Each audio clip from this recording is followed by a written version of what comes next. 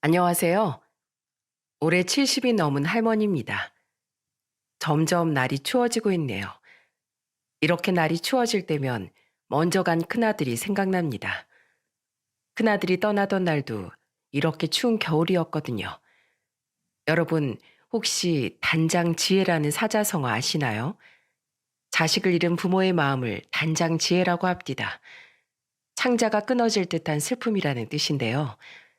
저는 이 창자가 끊어질 듯한 슬픔을 무려 두 번이나 겪은 못난 애미랍니다. 두 아들을 앞세워 보내고 손주 하나만을 바라보며 살고 있는 제가 오늘은 가슴 속에만 담아뒀던 저희 가족 이야기를 꺼내 들려드리려고 합니다. 생각하면 하염없이 눈물이 나는 이야기지만 그럼에도 불구하고 세상이 따뜻하다는 걸 지금도 여실히 느끼고 있습니다. 저와 남편은 20대 꽃다운 나이에 중매로 만나게 되었습니다.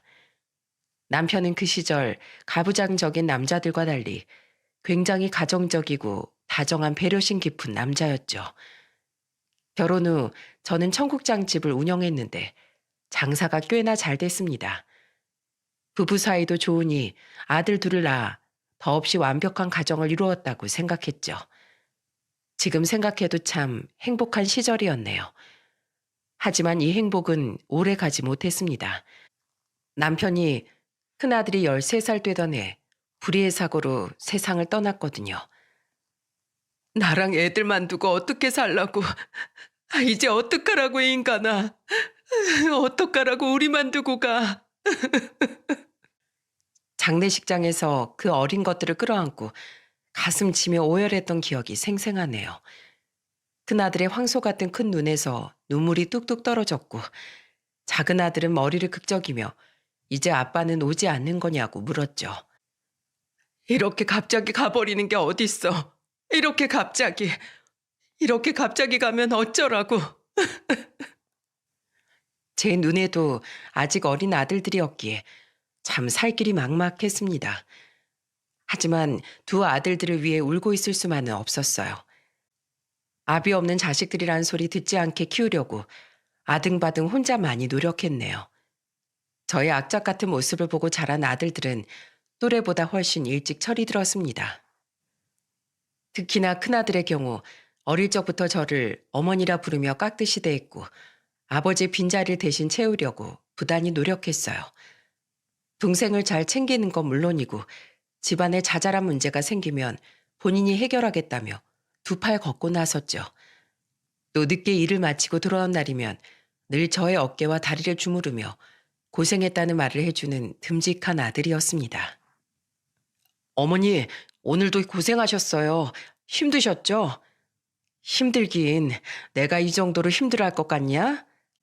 그래도 아침 일찍 나가서 밤 늦게 돌아오시잖아요. 조금만 기다려주세요, 어머니. 제가 얼른 취업해서 어머니 호강시켜 드릴게요. 말만으로도 고맙다, 내 새끼. 아들의 위로는 저에게 정말 큰 힘이 되었습니다. 실제로 여자 혼자 아이들을 키우며 청국장 집을 운영하는 것도 힘든 일이었어요. 혼자 사는 여자라고 무시도 많이 당했지만 두 아들과 하늘에 있는 남편에게 한 점 부끄러움 없이 살았다고 자신 있게 말할 수 있습니다. 저의 이런 노력 덕분인지 아버지가 없어 삐뚤어질 만도 하지만 큰아들과 작은아들 모두 한 번도 사고를 치지 않고 착실히 학교를 다녔어요. 아이들은 교우 관계도 좋았고 밝고 즐거운 학창 시절을 보냈죠. 어머니, 저 합격했어요. 저 드디어 최종 합격했다고요. 대학교를 졸업한 큰아들이 공기업에 당당히 합격한 날이 또렷이 기억이 나네요. 아들이 쾌활한 목소리로 합격 소식을 전했고 그날 얼마나 기뻤는지 모릅니다. 둘째 아들은 애당초 공부에 흥미가 없었기에 제 식당을 도우며 일을 배우더니 외국계 레스토랑에 취업해 밑바닥부터 일을 배워보고 싶다더군요. 그러다 결국 본인의 이름을 건 식당을 창업했습니다. 이만하면 먼저 간 남편에게도 아들들 잘 키우지 않았냐고 소리치고 싶었죠. 아들들이 장성해 제 살 길을 찾았으니 결혼만 하면 되겠다 싶을 찰나에 큰아들이 여자를 데리고 오더라고요. 당시 큰아들이 30 초반이었고 결혼 정년기였기에 누군지 보고 크게 모나지 않았으면 허락하자는 마음이었습니다. 솔직히 아버지 없이 자란 아이들이었기에 오히려 흠잡히지 않을까 걱정을 했는데 오히려 아들이 데려온 여자는 아픔이 있는 아이더라고요. 엄마는 14살에 돌아가셨고 아빠는 제가 어릴 적 돌아가셔서 정확히 언제 돌아가셨는지도 모르겠어요. 남동생이 하나 있는데 저희는 이모집에서 신세를 졌고요. 이모집에 얹혀 살았으니 온갖 무시와 학대를 받으며 자랐다는 말에 가슴이 시렸습니다. 먹는 걸로 차별을 많이 당했는데 이모의 자식들이 먹다 남긴 음식을 먹어야 했다는 이야기와 조그만 실수를 해도 회초리로 매를 맞았다는 이야기에 저도 모르게 눈시울이 붉어지더군요. 저 역시 아들들이 혹시라도 애비 없는 자식이란 소리 들을까봐 늘 노심초사하고 양쪽 부모 모두 있는 아이들과 다르지 않게 키우려고 무던히 애를 많이 썼거든요. 남동생이 맞는 모습을 보니 도저히 이모 집에 계속 있을 수 없어 악착같이 공무원 준비를 해서 합격 후에 이모 집을 나왔어요. 공무원? 왜 하필 공무원이냐고 물었더니 돌아오는 대답 또한 가슴이 아팠습니다. 급여는 적더라도 저희 남매처럼 오갈 데 없는 사람이 갖기엔 가장 안정적인 직업이라고 생각해서요. 그런 아이에게 측은지심이 생겼고 더 챙겨주고 싶은 마음에 기꺼이 며느리로 들였네요. 먼저 간 남편을 생각하노라니 하늘에 있는 사돈댁도 자식을 걱정해 나에게 며느리를 보냈구나 싶은 생각마저 들더라고요. 저도 딸이 없으니 친딸처럼 아껴주고 정을 붙였죠. 큰아들이 결혼하고 몇 달이 되지 않아 둘째 아들마저 오래 연애를 해온 여자친구를 정식으로 소개시켜주니 더없이 기쁜 날들의 연속이었네요. 둘째 아들의 여자친구는 오며 가며 간간히 마주친 게 전부였지만 어렴풋이라도 기억에 남는 아이였습니다. 착하고 둥글둥글한 성격이 마음에 들었고 큰며느리와도 잘 지낼 것 같았죠. 좋은 일은 연달아 일어난다죠. 둘째 아들이 한창 본격적으로 결혼 준비를 하겠다고 하던 때 큰며느리가 임신을 했습니다. 결혼한 지 딱 1년 만이에요. 임신 소식을 듣고 너무 기뻤지만 왠지 모르게 며느리의 표정은 어두웠어요. 얼굴빛이 어두운데 무슨 걱정이라도 있는 게야?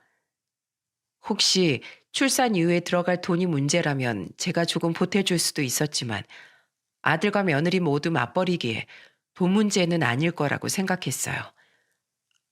어머님, 직장 때문이에요. 저 사실 제 힘으로 오롯이 얻은 직장이에요. 처음이었어요. 제가 무언가를 이뤄낸 게요. 아이 낳고 휴직하면서 쉬고 싶지 않아서요. 애를 어째야 하나 걱정이네요. 큰며느리가 어렵게 입을 뗐을 때 느꼈죠. 이 아이가 진심으로 본인의 직업에 만족하며 자부심을 갖고 일하고 있다는 것을요. 그게 걱정이라면 애는 나한테 맡기고 너는 네 꿈을 펼치거라. 네가 일하는 게 좋고 즐겁다면 해야지. 애는 내가 봐주마. 어머님께 너무 죄송하지만 저 그래도 될까요? 며느리는 진심으로 제가 아이를 봐주는 걸 고마워했습니다. 큰아들 내외는 처음엔 저에게 100만 원의 용돈을 주겠다고 했지만 한사코 사양했어요. 돈이 아쉬운 입장도 아니었고 내 손주 내가 보는 게 당연한 거라고 생각했거든요. 그럼에도 미안한지 매달 50만 원을 용돈으로 주겠다는 걸 저도 계속 거절할 수 없어 그러라고 했네요. 이건 정말 받아주세요.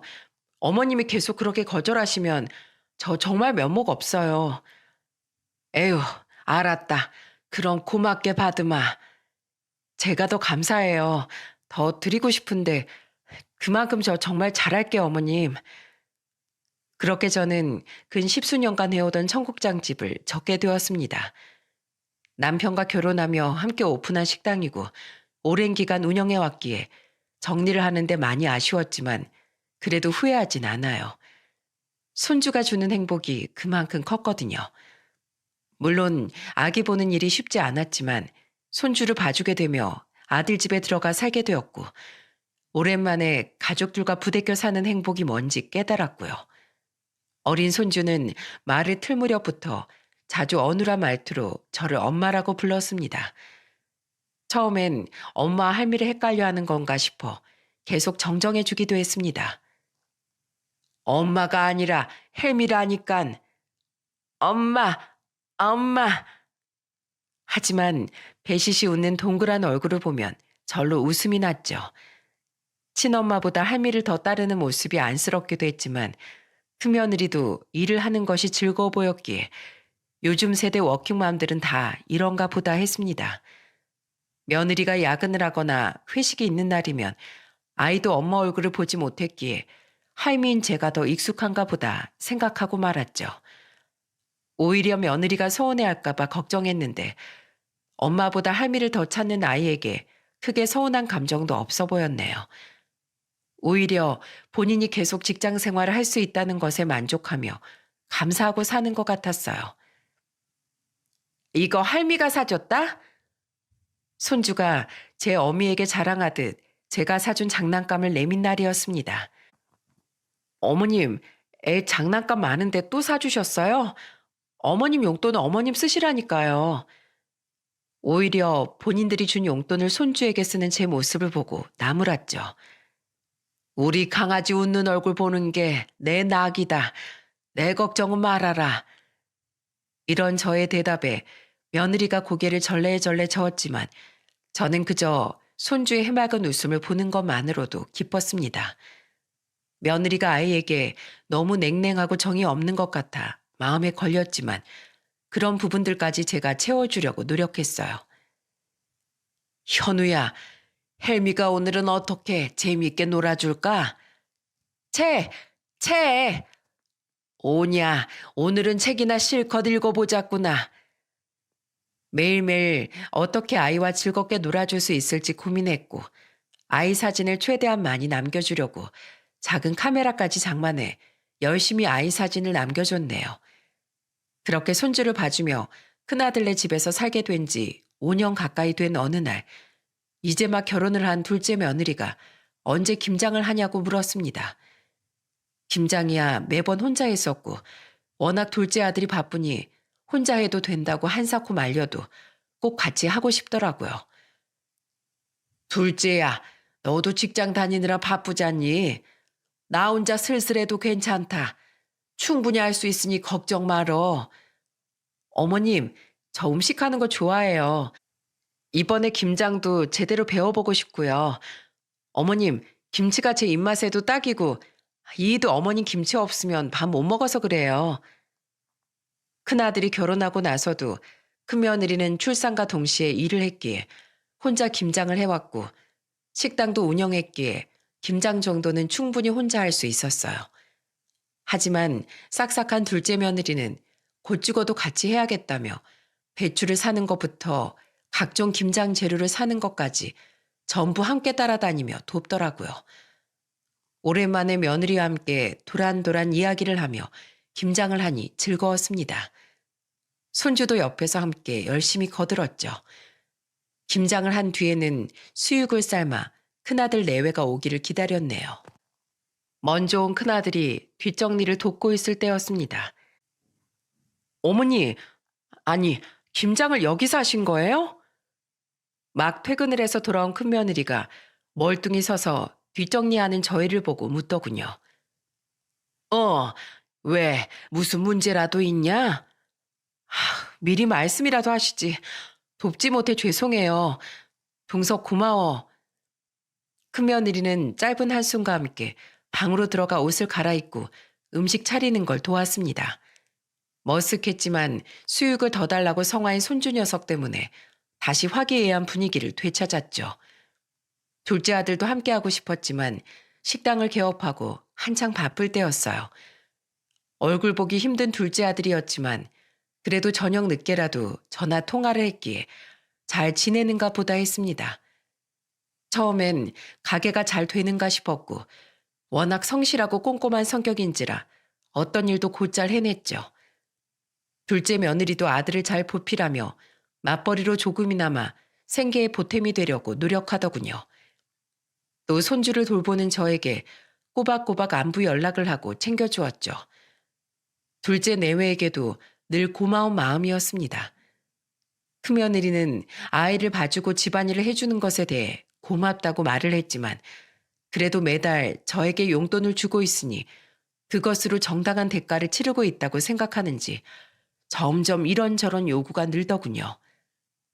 어머님, 제 빨래는 따로 세탁소에 맡겨주세요. 저번에 보니까 옷이 몇 개가 줄었더라고요.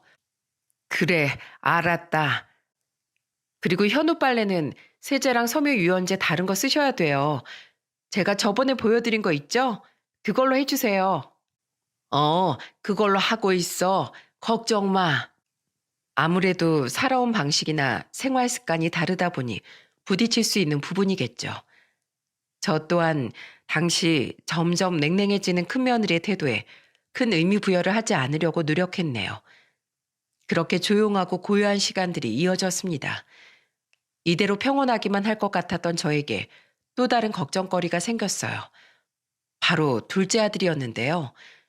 가게 마감 시간인 밤 11시면 어김없이 전화를 걸어 어디 불편한 데는 없는지, 현우를 대신 봐주는 건 힘들지 않은지 묻던 둘째였어요. 하지만 어느 날부턴가 술을 마시고 전화하는 날이 늘더라고요. 걱정되는 마음에 둘째 며느리에게 무슨 일이 있는 거냐고 물었지만 돌아오는 대답은 괜찮다는 말뿐이었습니다. 괜찮아요, 어머님. 아마 고등학교 동창들 만난다는데 한잔 했나 봐요. 요즘 술을 자주 마시던데 무슨 일 있는 건 아니지? 워낙 술 좋아하는 사람이잖아요. 저랑도 둘이 자주 같이 마셔요. 걱정 마세요. 네가 옆에서 술 줄이라고 말 좀 해줘라. 내가 걱정이 돼서 그래. 네, 제가 이 사람 금주할 수 있게 옆에서 잔소리 많이 할게요. 하지만 찝찝한 마음은 가시지 않았고 둘째 며느리의 말은 단순히 저를 안심시키기 위한 대답이라는 걸 알게 되었죠.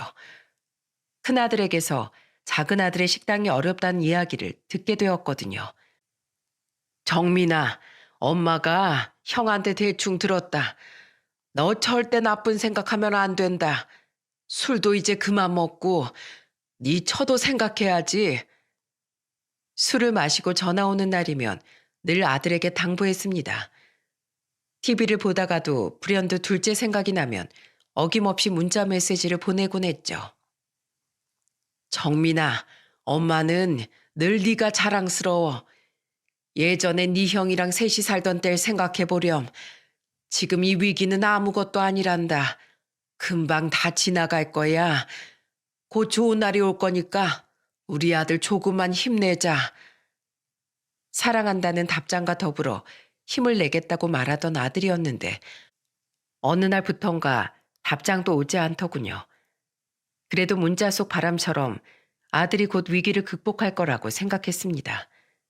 하지만 이런 제 마음과 달리 참 얄궂은 운명이네요. 새벽 4시 저는 요란한 휴대폰 벨소리에 잠이 깼습니다. 휴대폰 액정에 뜬 둘째 며느리의 번호를 보고 불길한 예감에 전화를 받고 싶지 않았어요. 떨리는 손으로 한참 울리는 휴대폰을 바라보자니 곧 전화가 끊어졌습니다. 두근대는 가슴에 가만히 손을 얹으니 또다시 요란하게 휴대폰 벨소리가 울리더군요. 제 마음을 아는지 모르는지 요란스레 울리는 전화를 연달아 3번이나 받지 않았지만 결국 4번째 벨소리에 떨리는 목소리로 전화를 받았습니다. 어머님, 그이가 흐느껴 오는 첫마디를 듣고 제 불길한 예감이 적중했다는 걸 깨달았어요. 며느리의 연락을 받고 정신없이 뛰어간 병원에서 둘째 아들은 오래전 남편이 그랬던 것처럼 하얀 천에 씌워진 채 차갑게 누워 있었죠. 정민아. 저는 차갑게 식은 아들에게 실성한 듯 매달려 울었습니다. 엄마 너 없으면 못 산다고 했잖아. 조금만 버티라고. 제발 버텨달라고 했잖아. 이놈아, 이 몹쓸 놈아. 너 없으면 이 엄마 못 산다고. 둘째 아들의 차가운 몸을 끌어안고 울부짖자 둘째 며느리가 울며 말하더군요. 어머님, 저 이제 어떡해요? 다 저 때문이에요. 사실 전날 크게 싸웠어요. 제발 술 좀 그만 먹고 인간답게 살라고 한 소리 했는데 어젯밤에 저한테 미안하다고 자기 잘못이라고 행복하라고 나가더라고요. 제가 그때 잡았어야 했는데 힘이 되어주지 못할 망정 오히려 그 일을 다그쳐서 둘째 며느리의 심정은 오죽할까 싶어 그 아이를 끌어안고 하염없이 눈물만 쏟았네요. 받아들이고 싶지 않았지만 그래도 아들의 유품을 정리해야 했어요. 둘째 며느리는 먼저 간 아들의 휴대폰 속 앨범을 보여주더라고요. 휴대폰에 어머님 사진 정말 많아요. 이가 어머님 정말 많이 사랑하고 아꼈잖아요. 며느리가 보여준 아들의 휴대폰 속 앨범은 놀랍게도 거의 절반 이상이 저의 사진이었습니다. 둘째 아들 내외와 함께 등산을 갔을 때나 가까운 곳으로 여행 갔을 때 제가 의식하지 못하고 있을 때조차도 아들은 저를 찍고 있었더라고요. 그렇게 착하고 싹싹했던 둘째는 결국 어미를 버리고 떠난 불효자식이 되었습니다. 저와 둘째 며느리뿐만 아니라 큰아들 역시 둘째를 잃고 시련에 빠졌죠. 본인이 동생의 형이자 아버지 노릇까지 하며 함께 커왔는데 허망하게 가버렸기에 상심이 매우 컸습니다. 정민아, 네가 나한테 6천만 원만 빌려달라고 했을 때 난 이 정도로 상황이 안 좋은 줄 모르고 미안하다. 내가 그때 그 돈만 빌려줬어도 네가 이렇게 되진 않았을 텐데 미안해. 못난 형이 정말 미안하다. 알고 보니 둘째 아들은 큰아들에게 돈을 빌리려고 했더군요. 믿을 만한 사람이라곤 형뿐이었기에 돈을 빌려달라고 말했지만 이미 둘째에게 8천만 원 이상의 돈을 빌려준 큰아들은 더 이상 빌려줄 수 없다고 거절했답니다. 기존에 빌려준 8천만 원 역시 모아둔 돈에 미리 받은 퇴직금이었는데 이제 더 이상 돈이 나올 곳이 없었던 거죠. 형은 나한테 아버지고 형이야. 이렇게 떠나게 돼서 정말 미안해. 어릴 때 친구들이 아빠 없다고 놀릴 때마다 형이 나타나서 혼내주는 모습이 얼마나 멋있었는지 몰라. 늘 나를 위해 희생했는데 그런 형한테 도움도 못 되고 빚만 남기는 동생 용서해줘. 엄마 잘 부탁해. 그리고 엄마 미안해요. 나 돈 벌어서 엄마 모시고 제주도에 가고 싶었고 엄마 좋아하는 소고기랑 회 잔뜩 사주고 싶었는데 결국 이렇게 불효만 저지르고 가네. 그래도 내가 정말 사랑하는 거 알지? 하늘에서 평생 지켜줄게. 내 착한 마누라. 못난 남편 모습 보느라 힘들었을 텐데 이제 더는 내 걱정 말고 남은 인생 당신만을 생각하며 살아. 평생 함께 하자는 약속 못 지켜서 미안하다. 짤막한 편지였지만 막상 둘째 아들의 필체가 적힌 유서를 보니 그제 아들이 떠났다는 게 실감이 났습니다. 아들이 저와 하고 싶었던 게 고작 제주도 여행과 외식이었다는 게 못내 안쓰럽더군요. 늘 일에 묻혀 바쁘고 치열하게 살았던 아들의 삶에 소소한 행복조차 허락되지 못하고 짧게 막을 내렸다는 사실이 원망스러웠습니다. 둘째 아들의 유품 정리가 끝난 후 저는 곧장 혼자가 된 둘째 며느리를 불러놓고 수중에 가지고 있던 2천만 원을 쥐어주었습니다. 아가, 내가 지금 너에게 줄 수 있는 돈이 이것뿐이지만 받아다오. 너도 이걸로 네 살 길 찾거라. 어머님이 무슨 돈이 있으셔서요. 아니에요. 괜찮아요. 저 안 받을래요. 이 나이 한창이고 아이도 없으니 금방 좋은 사람 만날 수 있을 게야. 먼저 간 둘째는 잊어라.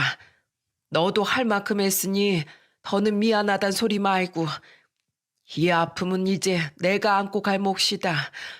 우리 둘째가 네 발목 작게 하고 싶진 않구나. 둘째 며느리는 끝까지 극구 사양했지만 억지로 가방에 돈 봉투를 넣어 돌려보냈습니다. 그 이후에도 한동안 둘째 며느리에게서 명절이나 제 생일날마다 연락이 왔네요.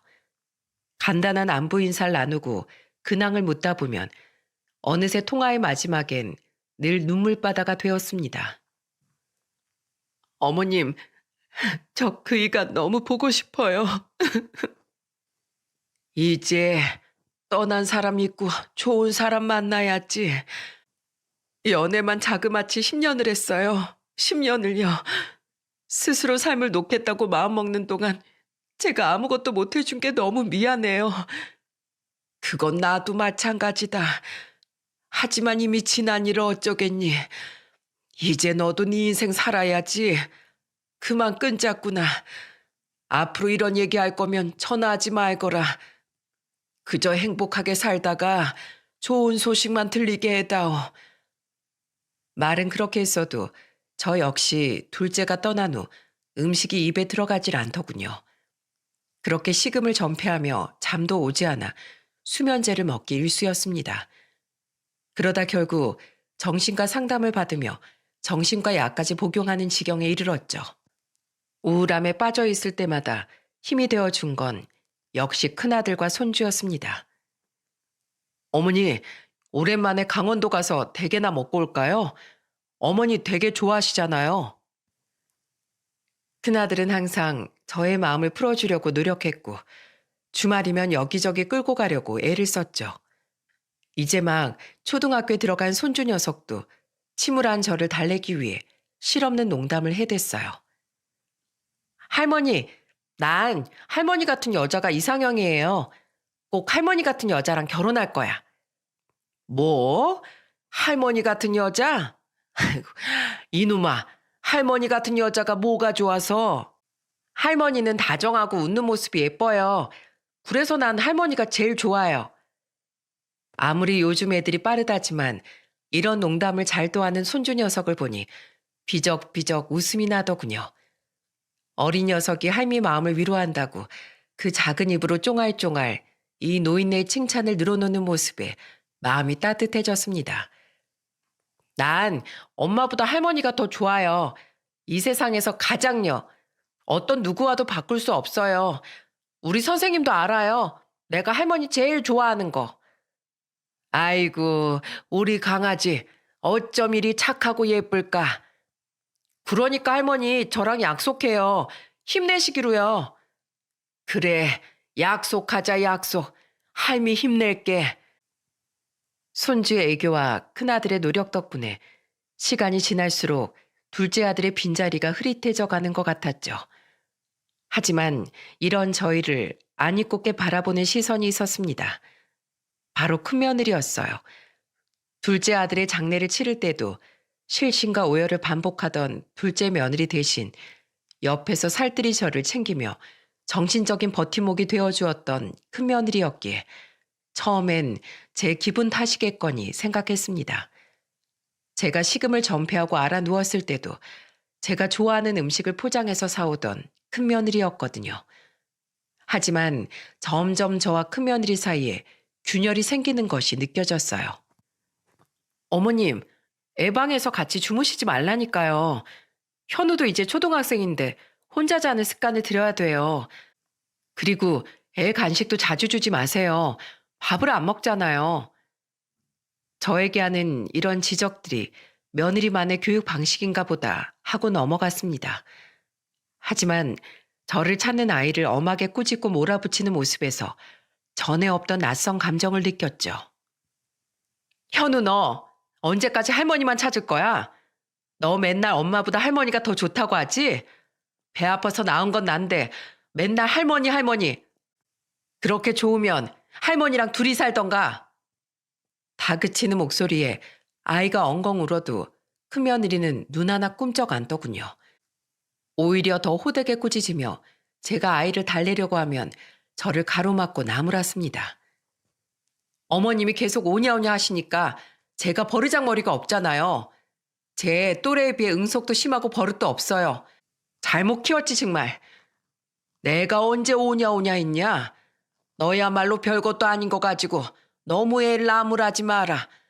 그리고 잘못 키웠다는 건 나한테 한 말이냐? 아니요. 딱히 어머님한테 한 말은 아니었어요. 별것도 아닌 걸로 나무라는 게 아니죠. 저 나이 할머니만 찾는 게 정상인가요? 너 지금 나한테 소리 지른 게냐? 언성을 높이니 그제서야 큰며느리는 입을 꾹 다물고 말없이 아이를 노려보더라고요. 한동안 아이를 노려보다 쿵쾅거리며 안방으로 들어가 버립디다. 이후 이런 비슷한 다툼들이 잦아졌네요. 하지만 이런 자잘한 다툼도 잠시 늘 다부지고 건장한 체격을 유지하던 큰아들이 잦은 회식과 음주, 담배로 인해 살이 급격히 쪘습니다. 원래 70kg던 아들이 90kg에 육박하자 아들의 몸 상태가 걱정되더군요. 남편과 둘째를 떠나보내고 갑작스레 큰아들까지 제 곁을 떠날까 두려웠어요. 아들, 엄마는 너만 건강하면 바랄 게 없다. 올해는 살도 좀 빼고 술, 담배도 줄이자. 늘 이야기를 해왔지만 오히려 큰아들은 제 혈색이 좋지 않다며 건강검진을 받으라더군요. 어머니, 요 근래 얼굴빛이 눈에 띄게 어두세요.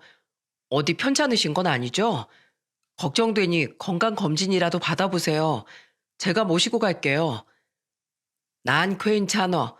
내 몸은 내가 잘 안다. 난 이상 없어. 어머니, 그래도 건강검진 받아서 나쁠 거 없잖아요. 에휴, 알았다, 알았어. 괜찮은 병원 있으면 예약해다오. 그렇게 아들의 성화에 못 이겨 함께 병원으로 향했습니다. 다 괜찮을 거라 생각했는데 저는 청천벽력 같은 암 판정을 받게 되었어요. 대한민국 노인 3명 중 하나가 암이라더니 그게 제가 될 줄은 꿈에도 몰랐죠. 충격이 컸지만 의사는 아직 초기 단계니 수술을 하자고 권하더군요. 그렇게 저는 무사히 수술을 받게 되었고 큰아들은 옆에서 극진히 저를 간호해 주었습니다. 다행히 수술은 잘 끝났지만 완치 판정이 날 때까지 병원에 주기적으로 방문해 검진을 받아야 하는 상황이었죠. 큰아들은 일이 바쁜 와중에도 병원에 가야 하는 날이면 어김없이 저를 데리러 왔고요. 그렇게 치료를 받은 지 7개월이 되었을까요? 제 인생 최악의 사건이 일어났습니다. 암으로 인해 수술을 받았기에 저는 늘 아들에게 첫째도 건강, 둘째도 건강이라며 무수히 말을 많이 해댔습니다. 왜냐하면 첫째는 몸무게가 70kg에서 갑자기 90kg까지 찐 상태였고 음주에 담배에 건강이 걱정되지 않을 수가 없었거든요. 둘째가 허망하게 떠난 상황에서 큰아들까지 잃고 나면 저는 살 이유가 없었습니다. 하지만 제가 권유한 다이어트로 인해 큰아들이 세상을 뜰 거라곤 그때 당시엔 미처 알지 못했네요. 아들은 저의 잔소리 못 이겨 헬스장을 등록했고 한 달이 채 되지 않던 날이었어요. 그날 몹시 추웠는데 큰아들은 헬스가 끝났다며 먹고 싶은 음식이 있느냐고 묻더군요. 어머니, 저 헬스 끝났어요. 혹시 드시고 싶은 거 있으세요? 사가지고 갈게요. 아니다. 날도 춥고 눈도 많이 오는데 조심히 들어오거라. 에이, 그래도요. 어머니 좋아하시는 족발 사갈까요? 아유, 족발은 무슨. 이 아파서 씹지도 못해. 그냥 들어와.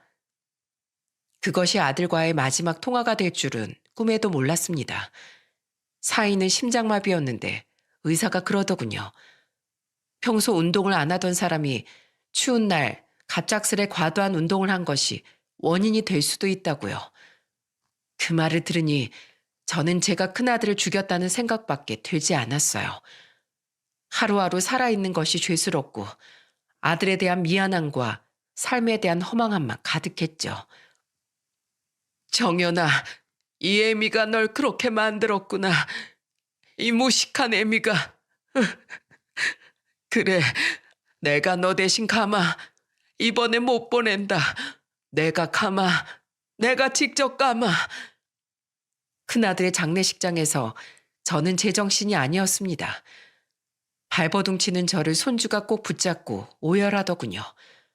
다만 큰며느리만이 무표정으로 발버둥치는 저를 나무랐어요.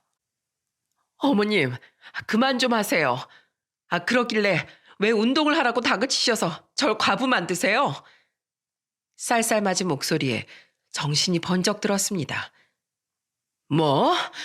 내가 널 과불 만들어? 넌 지금 그게 나한테 할 소리냐? 며느리를 쏘아보며 고래고래 소리를 질렀지만 그런 저를 보자 더 표독스러운 표정으로 며느리는 입을 놀리더군요. 노인네가 오지랖은 넓어서 맨날 운동해라, 술 끊어라. 아우, 듣기 싫어. 뭐, 노인네? 너 지금 말 다 했냐? 네가 어떻게 이러냐?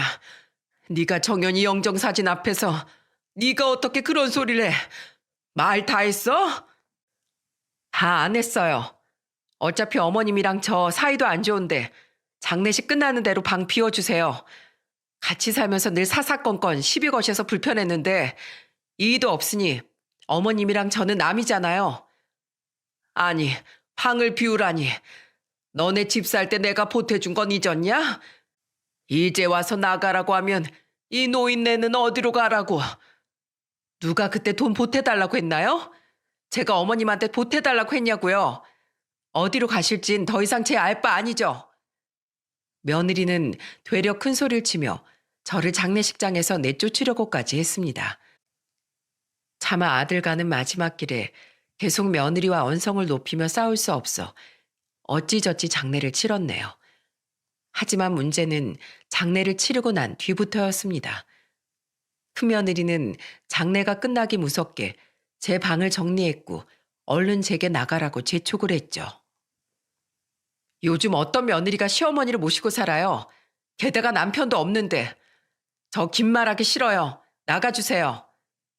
싸놓은 짐과 팔짱을 끼고 삐딱하게 서서 저를 보는 며느리의 모습을 보자 어째서인지 처음 저에게 인사를 왔던 며느리의 다소곳한 모습이 떠올랐습니다. 너 왜 이렇게 못돼졌냐? 원래 이런 애 아니었잖아.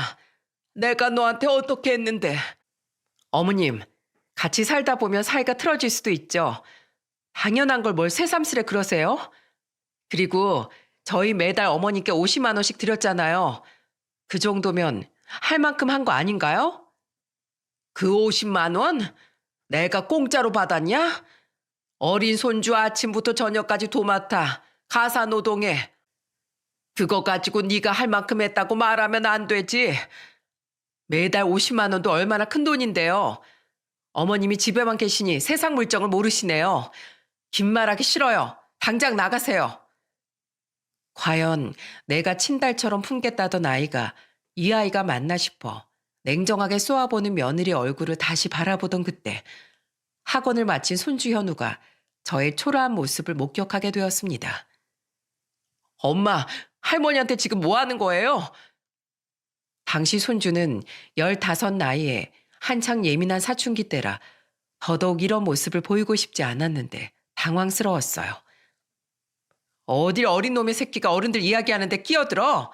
네 방으로 당장 안 들어가? 손주는 날카롭게 말하는 제 어미 앞에 조금도 물러섬이 없었습니다. 아무리 어린 놈의 새끼라도 나도 옳고 그름은 판단할 수 있는 인간이야. 한 번이라도 엄마가 날 아들로 생각한 적 있어? 한 번이라도 엄마가 나에 대해 궁금해한 적 있냐고. 내가 어떤 사랑을 받고 싶은지 뭘 원하는지 물어본 적 있어? 나한테 항상 관심 갖고 날 생각해 준 건 엄마가 아니라 할머니야.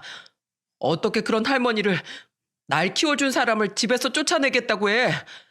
난 절대 그 꼴 못 보니까 할머니 쫓아낼 생각하지 마. 미성년자 주제에 네가 뭘 할 수 있다고? 그럼 할머니하고 같이 살던가. 아, 그래? 잘 됐네. 난 할머니랑 살 거야. 나도 알아봤어. 아빠가 남겨준 재산, 집, 이거 나도 충분히 유산 상속 받을 자격 있는 거 알지? 뭐? 네가 그런 거 어떻게 알았어? 조그만한 게 벌써부터 그딴 거나 알아보고. 요즘 인터넷에 조금만 쳐봐도 금방 알 수 있어. 내가 미성년자지만 지금은 할머니한테 맡기면 돼. 야, 이 자식아. 네 재산을 할머니한테 주겠다는 거야? 키워준 사람이 엄마가 아니라 할머니인데 난 내 모든 걸 줄 수 있어. 그리고 나 다 들었거든? 집 살 때 할머니가 7천만 원 보태주셨잖아. 왜 그런 거 모른 척해? 할머니한테 7천만 원 돌려드리고 당장 사과해. 웃기지 마. 난 네 할머니랑 못 살아. 죽어도 다시 못 사니까 네가 선택해. 할머니랑 살지, 이 엄마랑 살지. 내가 마지막으로 묻는 거야. 며느리가 단호한 목소리로 물었고 저는 모자 간의 싸움을 보고 죄인처럼 고개를 떨굴 수밖에 없었어요. 하지만 손주는 그런 제 손을 꼭 잡아주더군요. 할머니, 고개 숙이지 마세요. 저 할머니랑 살 거예요. 그리고 엄마, 내가 왜 당신이랑 살아야 돼? 나 한 번도 당신 엄마라고 생각해 본 적 없어. 한 번이라도 나한테 따뜻하게 대해준 적이 있는지 당신이 곰곰이 생각해 봐. 나 정식으로 아버지 재산에 대해 내가 받을 만큼은 받을 거니까 그렇게 알고 있어. 그리고 내가 받은 재산 우리 할머니한테 양도할 거야. 나도 벌써 15이야. 나 무시하지 마. 모르면 몰라도 알면 다 알 수 있어. 그렇게 정리하고 다신 보지 말자. 제 어미에게 맞서는 15 손주는 더 이상 할미가 좋다고 방실방실 따르는 어린애가 아니었어요. 너 이 자식이 진짜? 야, 너 일로 안 와? 며느리의 날카로운 외침을 뒤로하고 손주는 저를 끌고 그 집에서 나왔습니다. 제 손을 잡고 걸어가는 뒷모습이 15 아이라고 믿기 힘들 정도로 든든했죠. 우리 손주, 이 헬미는 괜찮어. 이 할미는 걱정하지 말고 어서 엄마한테로 돌아가. 싫어요. 어떻게 제가 할머니를 버려요? 전 엄마처럼 똑같은 사람이 되고 싶지 않아요. 하늘에서 아버지가 얼마나 피눈물을 흘리시겠어요. 전 할머니를 배신할 수 없어요. 그러니 제발 제 손을 놓지 말아주세요. 우리 손주는 제 설득에도 고집을 꺾지 않았습니다. 아마 이 손주가 없었더라면 전 이미 이 세상 사람이 아니었을지도 모릅니다. 손주 때문에라도 다시 힘을 내보기로 했습니다. 이후 저희는 정식으로 변호사를 알아봤고 다행히 상속분에 대해 소송이 가능하며 무난하게 받아낼 수 있다는 답을 얻을 수 있었습니다. 물론 며느리도 가만히 있진 않았어요. 저에게 매달 50만 원씩 줬다는 걸 증명하며 저에게 조금이라도 주지 않으려고 기를 쓰더군요. 하지만 법원은 제가 아이의 양육을 도맡았다는 점과 가사노동을 했다는 기여분이 인정되어 충분히 50만 원을 받을 자격이 있다고 했습니다. 저는 손주의 특별 대리인으로 선임되어 계속해서 소송을 이어나갔어요. 하지만 소송이 길어질수록 정신적으로나 심적으로 많이 힘들었네요. 소송이 힘들기는 전 며느리도 마찬가지였는지 먼저 합의를 보자고 연락이 오더군요. 손주가 아직 미성년자였기에 제가 법정 대리인이 되어 상속재산 분할 협의서를 작성했습니다. 손주는 친모에게 정말 정이 없는지 큰며느리에 대한 이야기는 조금도 꺼내지 않더라고요. 합의가 이루어져 사건이 마무리되는 그 순간까지요. 다행히 합의는 잘 마무리되었고 손주가 가져갈 수 있는 몫과 제가 준 7천만 원은 고스란히 돌려받을 수 있었습니다. 이로 인해 저희와 전 며느리 사이의 질긴 악연이 끝난 거죠. 하지만 그럼에도 궁금한 부분이 있었기에 마지막으로 전 며느리를 마주한 날 저는 물었습니다. 너 나한테 꼭 이렇게까지 했어야 했니? 대체 왜 그랬어? 그냥 전 제 인생 살고 싶어서요. 딱 저 한마디가 돌아오더군요. 가슴이 아팠습니다. 20대 후반 저에게 인사를 왔던 그 수줍던 얼굴이 더 이상 겹쳐 보이지 않았습니다. 남편도 자식도 그리고 시어머니도 슬슬 귀찮아졌어요. 홀가분하게 제 인생 살고 싶었는데 마침 남편이 딱 죽어주네요. 뭐라고? 너 지금 말 다 했어? 마침 딱 죽어줬다고? 마침 죽어주었다는 말을 듣자 저도 눈에 보이는 게 없었네요. 자식들을 앞세워 보내신 분이라면 아실 겁니다. 저 말이 얼마나 큰 상처가 되는 말인지요. 저도 모르게 손이 올라가 전 며느리의 머리채를 잡으려고 하는 순간이었습니다. 이보세요. 어디 손찌검을 하려고 해요? 이제 당신 내 시어머니도 뭣도 아니야. 전 며느리가 싸늘한 목소리로 말하더군요. 차가운 목소리를 듣자 이제야 우리가 남인 게 실감이 났습니다. 그래, 너 말 잘했다. 이제 너랑 나랑 남이지. 근데 너 내가 알던 그 큰 며느리 진주가 맞냐? 왜 이렇게 변한 거야? 부모를 잃고 남동생과 이모 집에서 눈칫밥을 먹으며 살았다고 울며 이야기하던 그때의 모습은 이제 전 며느리에게서 찾아볼 수가 없었어요. 수줍던 얼굴도 처음으로 이룬 직업이라며 포기하고 싶지 않다고 눈을 반짝이며 말하던 그 모습도요. 적어도 그때만큼은 진심이었을 거라고 믿고 싶었는데 돌아오는 대답은 황당하기 그지없었습니다. 변한 게 아니라 전 원래 이런 여자였어요. 당시엔 돈도 없고 백도 없어서 어머님 아들 만나서 이 거지 같은 인생 바꿔보려고 한 거라고요. 생각해보니 제가 욕심이 많은 사람이더라고요. 이젠 재산도 있고 자식은 할머니 따라간다고 하니 뭐 어쩌겠어요? 뭐라고? 그 순간이었습니다.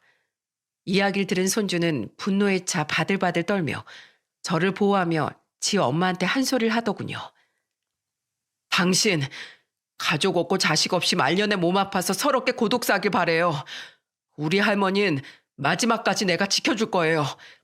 지금은 모르겠지만 말년의 외로움이 얼마나 무서운지 몸소 깨닫게 해줄게요. 할머니, 우리 가요. 상종할 필요도 없는 인간이에요. 손주 녀석의 손에 억지로 끌려나다시피 하며 터무니없게도 언제 이 녀석이 이렇게 힘이 세졌나 하는 생각이 들더라고요. 갓난 아이 때부터 직접 키운 손주이기에 아직도 어린아이 같은데 언제 이렇게 똑똑하고 듬직하게 커준 건지 손주가 참 자랑스럽더군요. 현우야, 괜찮어? 너 왜 이렇게 할미를 챙기냐? 이 늙은 할미 뭐가 좋다고. 15 손주의 너른 등을 바라보며 물었습니다. 딱히 돌아오는 대답을 기대하지 않았지만 손주 녀석의 뜻밖의 대답에 저는 그 자리에서 엉엉 울음을 터뜨리고야 말았네요. 제가 할머니 안 챙기면 할머니 곧장 아빠 따라가실 거잖아요. 저 그 꼴은 못 봐요. 할머니가 아빠 따라가는 모습 절대 못 봐요. 할머니가 저 보살펴 주셨듯 이제는 제가 할머니 지켜드릴게요. 집에 어떻게 오게 되었는지 그날 기억이 하나도 나지 않습니다.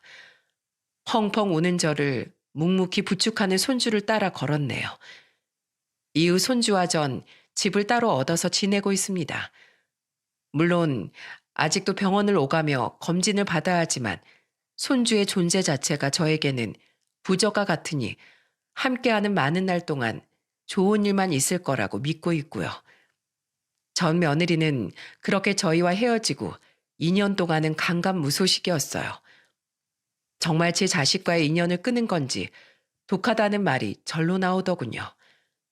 하지만 2년이 좀 지나자 손주의 휴대폰으로 가끔 전화를 걸어왔습니다.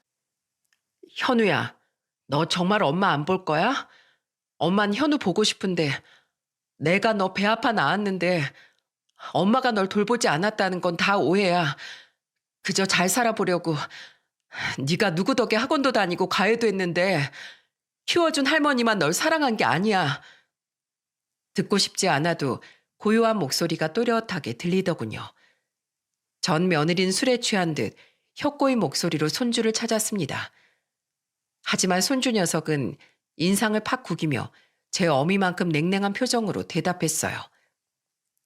제 엄마는 인간이길 거부한 여자라서요. 죽었다고 생각할게요.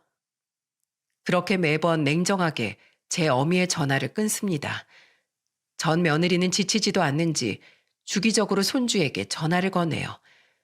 이제라도 배 아파 낳은 자식이 그리워진 건지 혹은 다른 꿍꿍이가 있어서 전화를 거는 건지 모르겠지만 제 어미의 전화를 끊고 한숨을 쉬는 손주의 모습이 가슴 아프더군요. 넌지시 엄마를 만나보는 게 어떠냐고 물어봤지만 손주의 뜻이 워낙 강경하기에 이제는 존중해 주기로 했네요. 더구나 전 며느리가 저와 손주에게 냉정했던 이유가 남자 때문이라는 걸 전해 듣게 되었는데 큰아들이 세상을 떠나고 5개월이 채 되지 않아 다른 남자와 살림을 차렸더라고요. 사실 난 알고 있었어요. 그 여자가 남자랑 통화하는 것도 들었고 그 내용도 다 들어서 알고 있었거든요. 어떻게 아빠가 떠나고 바로 남자를 만날 수 있어요? 당장 가서 따지고 싶었는데 혹시라도 할머니한테 말하면 할머니 또 충격받을까 봐. 손주는 이 사실을 일찍이 알고 있었네요.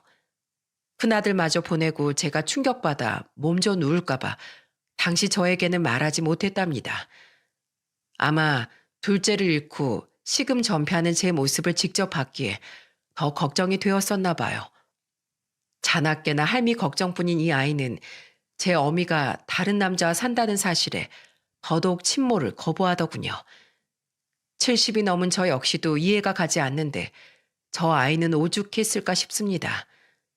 열 길 물속은 알아도 한 길 사람 속은 모른다는 옛말이 딱 생각이 나더라고요. 제가 오늘 사연을 보내게 된 이유는 거창하지 않아요. 자식을 먼저 앞세우고도 꿋꿋하게 살아가시는 분들에게 조금이나마 희망과 용기를 드리고 싶었다는 게 그 이유였네요.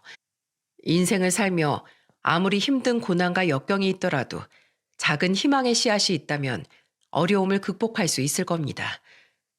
저 역시도 손주가 아니었다면 두 아들을 앞세우고 혼자 살아갈 이유를 찾지 못했을 거예요. 또 아들이 떠나자마자 기다렸다는 듯 집에서 나가라고 본색을 드러내는 전 며느리와의 싸움에서 이길 수도 없었을 테고요.